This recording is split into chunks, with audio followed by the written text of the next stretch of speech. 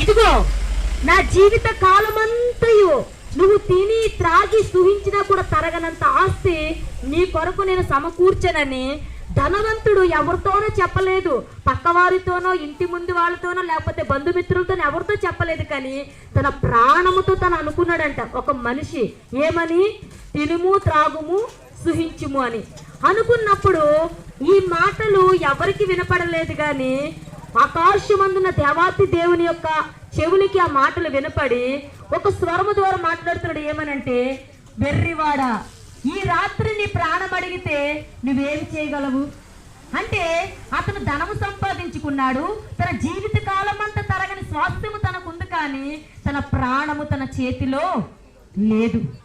ఈ దినాన్న మనము ఈ లోకంలో ఏదైనా సంపాదించుకోగలము, మన జ్ఞానముతో, మన శక్తితో, మన బలముతో, మన బంధువర్గముతో, మనకున్న పేరు ప్రఖ్యాతులతో ఈ భూమి మీద సమస్తము మనం సంపాదించుకోగలము, కానీ మనలో ఉన్న ప్రాణమును ఎవరి చేతుల్లోనూ లేదు.